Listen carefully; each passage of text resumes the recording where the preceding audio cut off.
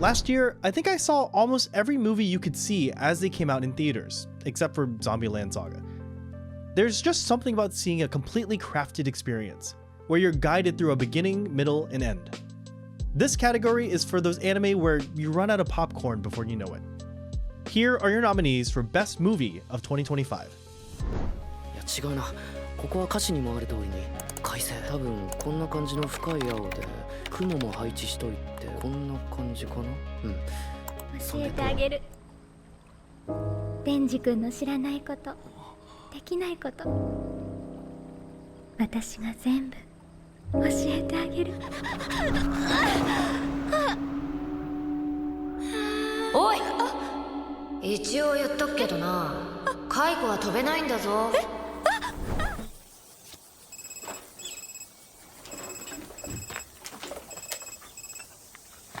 もしもし。はい、どうもどうもどうもどうもどうも。我要用我的权利了！啊下！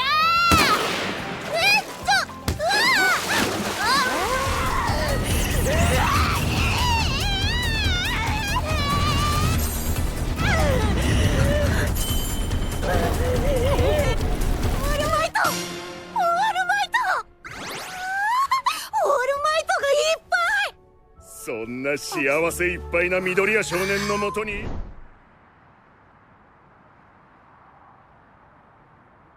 師匠は私はどうしたらいいと思います？知らねえよ。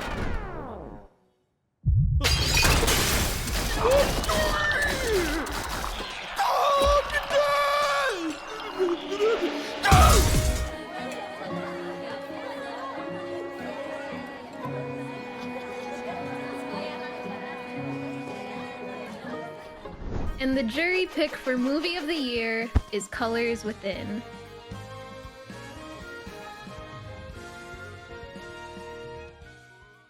The public vote for Movie of the Year was Chainsaw Man, the movie, Reze Arc. Now, in preparation, I was rewatching your Chainsaw Man video. It's all about Reze, because of course, why wouldn't it be? And during a part in the video, you start singing a song from Hercules. Yes. Can you explain exactly what led you to do that? Oh, probably because the entire thing is about a girl who is going into forming a relationship with a guy with ulterior motives, and that I was explaining how that is such a classic, but ends up falling for him during this. And since the video was about did Reze actually love him, it was answering the question, because I've met a few people who don't believe that, and I was like, this is just a classic writing trope. Like, it's seen everywhere, from 10 Things I Hate About You to all the way to a Disney movie, which was in Hercules, where Meg, the main character, who is actually in cahoots with Hades, is trying to get in Hercules' favor to kind of screw him over, and ends up also falling in love with him, which I would say that's just basically the Reze arc, so excuse my break into song, but I felt like it was fitting.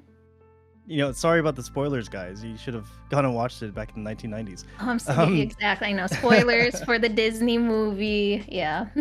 I mean, another thing you said was that Fujimoto does this really great mixture of both absurdity and sincerity, and I really felt that throughout watching Reze Arc. I mean, it really is the perfect mix of like this kind of, you're watching crazy stuff happen. You're watching a guy with chainsaws coming out of his hands riding a shark, right? But then there's also this like really sweet story between Reze, this kind of tragic character, and Denji. I just want to ask, exactly what your thoughts are on Chainsaw Man. Like, is it your movie of the year? Honestly, yeah, I would say so. Anime-wise, for sure. I said this in my video. People might be shocked to believe I am not a JJK daughter. I am a full Chainsaw Man son. Betraying Gojo. Yeah, I know. I do love my darling boy Gojo, but I love Denji. He's such a complex boy. who I just want him to be happy. And I think every emotional arc he goes through, despite him being one of the most degenerate acorn brain characters, he's really got a heart of gold deep down, and I think that's what makes it so easy to root for. And that's where all the sincerity lies in Chainsaw Man, which makes it so I don't know, Fujimoto, the man, kind of a freak, but he can write. Caleb, what were the movie jury's thoughts on Denji and this kind of arc throughout the movie? She hits a great point. I think most of our arguments on it were actually towards the ending about whether she actually loved him or not. And I think the people that didn't agree with it towards the end, after the conversations we had, we all kind of got on that boat and tended to agree. Kind of like also what you said, because I did also watch your video in preparation for this. If she didn't actually love him, there would be no point for her to sort of walk back.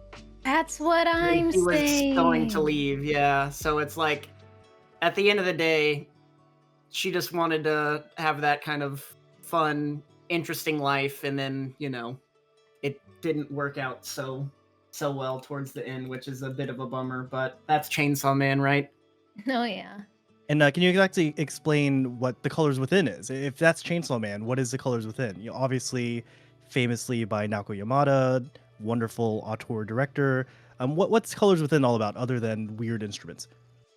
Yeah, so Yamada does it again with this film. I think we were pretty much all in agreement from the start that this is probably going to be most of our front runners, and after watching a lot of films this year, it stayed that way. But it has such a good exploration of themes with like self-expression, finding oneself, finding kind of your chosen family, which I think is what hit home for me personally really well. Is throughout the film, most of the characters don't really have that family, so the band kind of becomes their chosen family, and the friendship that they build along the way. It still looks beautiful, character animation's good, direction's amazing, backgrounds look great, and the cathartic ending with the concert performance is just kind of the cherry on top for a beautiful coming of age story with kind of tons of nuance as they meander around trying to find themselves.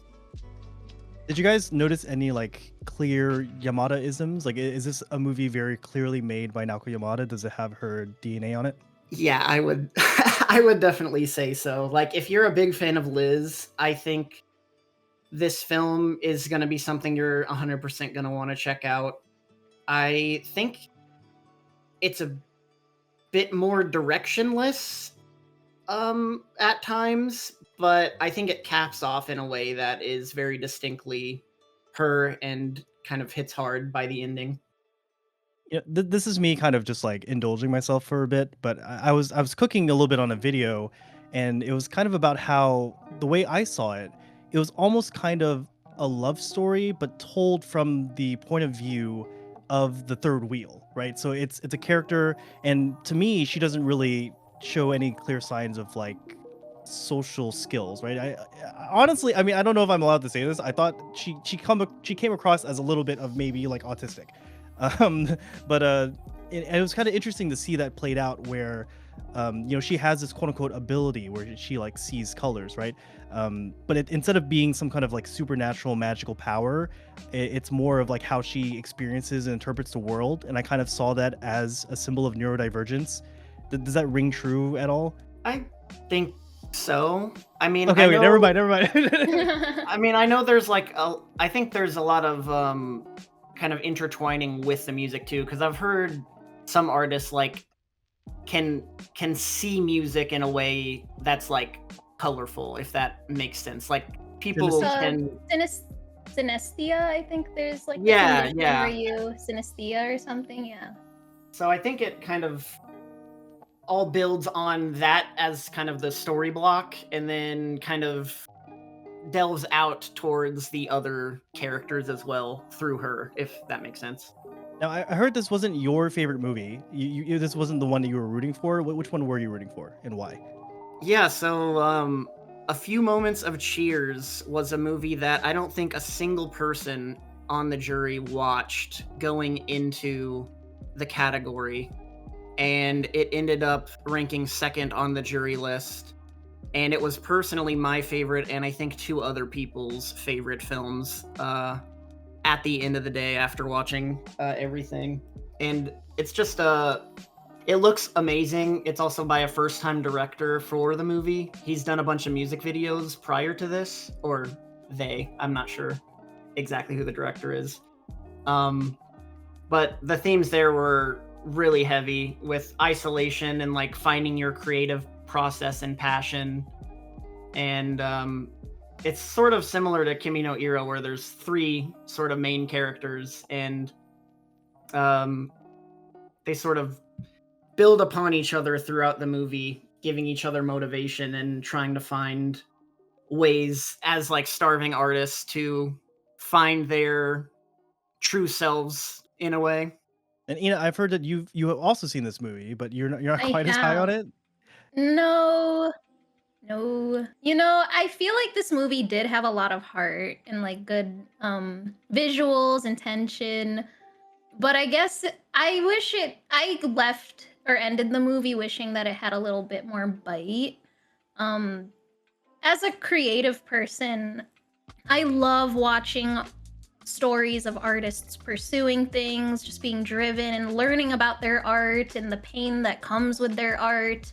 And I like shows like Blue Period, movies like Look Back, where it's like I leave being like, wow, I love being an artist. And this is a movie about that, about a boy who hears a song and he is so moved by it that it motivates him to want to create a music video, and the struggles of that, and understanding how music can touch someone in different ways. And like maybe he didn't properly understand a song and all that, but I guess I felt like it could have dug a little deeper in a sense, which is why I don't think it left me with that much of an impact. I don't hate the movie. I don't think it's a bad movie at all, but I feel like it's a movie that I don't know would resonate as much as others, I guess. So, which is like why I feel very middling on it, in the middle ground towards And it. you know, that's fair enough. I mean, anime and movies are a very subjective thing. Some things hit for you, some things don't. You know, when you're watching a movie, what are you looking for? Like, how different is a movie from watching, say, like a regular 12 episode series of anime? What makes a good movie to you? I honestly, a concise story. I feel like a movie is where you can really see a beginning, middle, and end. You know exactly where the highs are, you know exactly where the lows are. While a show gives you opportunity to give character arc. It gives you an opportunity to give depth to a world. While a movie, like, you just really have to focus on a narrative. And I guess within the Few Moments of Cheers, I felt like the main character was the only one to feel really have any sense of motivation, when I feel like a lot of the there was so much more depth that could go with his supporting or secondary main character, the woman that he's making a music video for. Because yes, that's the word. I feel like her songs have so much pain, and I feel like we never understood it as well as we could have, and which is why I'm like, I feel like there was more to it, and I wish we got more. You know, Caleb, you know, I also mentioned how a movie offers the ability to give like a nice, concise beginning, middle, and end, like a whole story in the opener to this category. I just want to ask you how you feel some of the other movies on this list did that. Did it accomplish that? I mean, some of these movies are like the Mononoke movie is the first part of a trilogy. So I'm interested to see your thoughts on if that was able to provide you a full experience despite being a sort of opener to the trilogy and some of the other movies as well. Well, this is actually the second movie in the Oh no, I mean, trilogy. someone edit over that. Just Yeah, I'll I was gonna say, do you wanna second. do you wanna Second. redo that? keep going. Okay. Yeah, but as the second movie in the trilogy, I think a lot of us didn't think it hit as hard as the first one, and I don't know if it's because a lot of us, well, I think everyone had seen the first movie from last year, and that actually won last year. I think some of the freshness kind of wore off. Like, it still looks amazing. Story's still very interesting with the kind of Mononoke taking over the Oku, which is sort of the entire area that the whole trilogy's presumably taking part in, and it's kind of its own setting. But I do think it's still a very strong movie. I mean, it placed third on both lists, so it's great. Still looks good. Not to spoil anything, I don't think the story is as potent as the first one, but I think your mileage may vary on that. And then I think Ghost Cat Anzu is another one that was like a few moments of cheer where no one had seen it. I coming wanted into to it. watch this one. It looks so cute and Ghibli coded. Yeah, It's on Netflix, right? It's really good. It is? Oh no, I'm thinking of A Whisker Away. That's Oh yeah. the other cat-related movie that's not eligible for this year. Yeah, for a little background on that film, it's basically a girl and her dad. The dad's kind of in some hot water, and the mom has already kind of passed away, so she goes to live with an Oji-san in the mountains with a talking cat who is a bit crude, and the mischief that they get into. Another kind of coming-of-age film where she grows throughout the film, and they get into some mischief together and go into some crazy scenarios that are pretty heartwarming, and by the end you just kind of feel good. Well, I want to thank all of you for movie and chilling with me today. Yeah, thanks for having me. And thank you. We've been very fortunate to receive a message from MAPPA and the production team behind Reze. We are very grateful for the multiple R-Anime awards we were awarded. Chainsaw Man the movie Reze Arc was created through the immense love and passion poured into it by every member of the production staff. That immense motivation towards this work allowed elements such as violence, action, and romance to merge in an ideal way, shaping the film into an outstanding visual experience. For Chainsaw Man, there are many exciting developments centered around Denji still ahead. To show our appreciation to everyone who supports us, the entire production team will continue to do our very best. We sincerely hope you will continue to support Chainsaw Man with us.